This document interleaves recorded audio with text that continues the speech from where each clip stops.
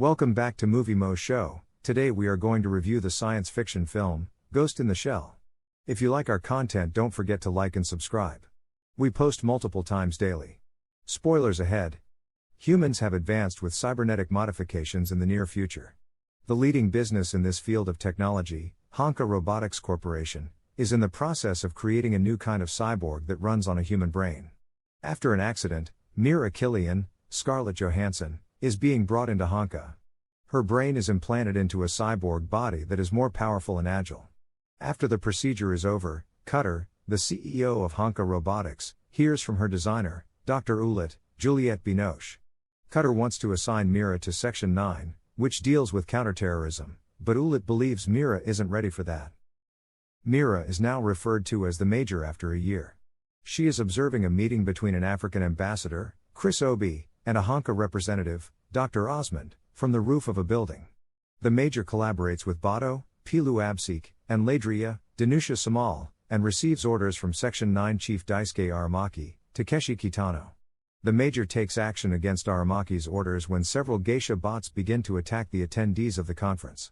Before swinging into the chamber and beginning to blast the geisha bots, she turns invisible and jumps off the roof.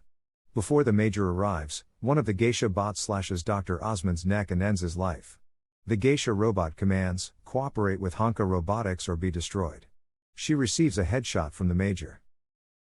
Aramaki meets with the Section 9 crew to talk about the assault. By using the identical phrase that the geisha bot used to communicate with the Major, they discover that the geisha bots were also hacked from an unknown source. While the rest of the squad departs, Aramaki stays behind to speak with the Major about her decision to enter the chamber. She is told by Aramaki that she still retains her ghost, or soul, inside of her shell, or her cyborg body. The Major routinely sees Dr. Ulit to have her body fixed after it has been hurt. The Major can only recall fleeting flashes and snippets of her past. Although Ulit dismisses her delusions as malfunctions, it is clear that she cares about the Major. Driving around the city is Bado and the Major. She explains the few memories she has of her history, including the fact that her family perished en route to the country. The Major experiences a phantasm of a burning hut while traveling. Dr. Dahlin, Anna Maria Marinka, who has the geisha bot body, meets with the Major and Bado. In an effort to learn more about the hacker, the Major delves deeply into the AI of the geisha bot. The Major is seen by distorted images as she moves through a club. The entity reaches out and grabs her, requiring Bado to remove her from the connection. The Major claims to be aware of the whereabouts of the hacker. With Ladria, the Major and Bado visit a Yakuza nightclub. Two men drag the Major into a room where they shackle her to a pole, prod her with a cattle prod, and make her dance. She is unable to contact Bado since the signal is being blocked by the room. The Major then starts to battle the other guys, kicking one out and starting a shootout that Bado participates in. In order to get started on their search for the hacker, he and the Major slaughter a lot of thugs. They make a beeline for a room that is actually a trap. The Major's body is damaged by the explosion and Bado is rendered blind. In the interim, the Major's body is being healed as Bado receives cybernetic eyes to replace his injured ones. Aramaki is confronted by Cutter, who is upset over the Major's deep dive. Since Aramaki reports to the Prime Minister and not Honka, he warns Cutter who he is endangering. Dr. Dahlin is found by the hacker, Michael Pitt, who takes out her eyes before killing her. The Major grabs a drive from Dahlin's palm that includes the names of other Honka associates, including Ulit, when the Section 9 squad discovers her body.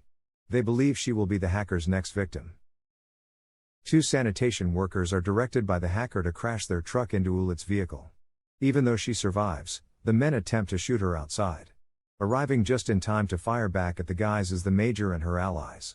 Lee, a single man, is being pursued by her as he races by a body of water. The Major battles him while remaining undetectable until Bado intervenes and stops her. After the hacker's link is broken, Lee is questioned. He says he was going to pick up his daughter and tells Section 9 he was on his way. The Major shows him a picture that appears to be of his daughter but is actually of himself. They discover that Lee has phony memories implanted in her head by the hacker. The hacker, whose real identity is Q's, then threatens Section 9 through Lee before forcing Lee to jump and hang himself with the cord around his neck. Togusa, Chin Han, a member of Section 9, follows the hacker's signal to a secret location. As Q's is connected to a network with other humanoid cyborg bodies, the Major discovers him.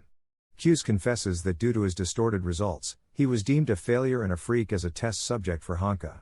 The Major notices a tattoo of the burning hut on his breast, just as she did in her hallucination.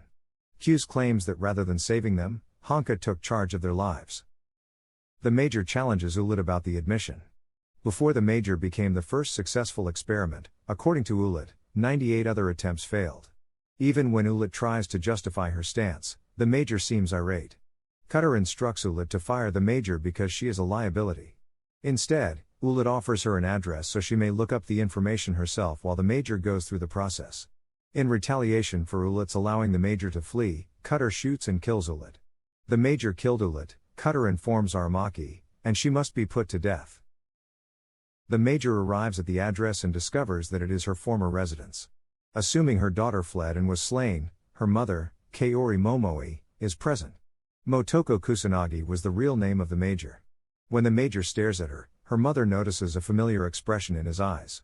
The Major contacts Aramaki as she departs, who informs her that Ulit is dead and that Cutter claims she killed her even though they both know differently. They talk about their next move while Cutter listens in on their conversation. The members of Section 9 are targeted by Cutter's men, but Bato, Togusa, and Aramaki all escape and end the life of their assailants. The Major and Q's meet at a covert location that mimics the burning cottage. They discover that Q's real name was Hideo, and they recall that they had initially opposed human and cyborg augmentations. A spider tank is dispatched by Cutter to murder Q's and the Major. However, Q's is gravely hurt when the spider tank strikes him. The Major hops atop the spider tank's back and makes an attempt to rip open its back. As she crushes the spider tank, she exerts all of her strength and causes her arm to rip off. When she declines his offer to combine his ghost with her, Q's fades away. Q's is killed by a sharpshooter sent by Cutter who arrives on a helicopter. To save the Major, Aramaki sends his own man, Saito, Yutaka Izumihara, to kill the sniper. The Major, who is still alive, is recovered by Bato. After speaking to the Prime Minister, Aramaki confronts Cutter. Cutter is accused of killing Ulit and other crimes against the state.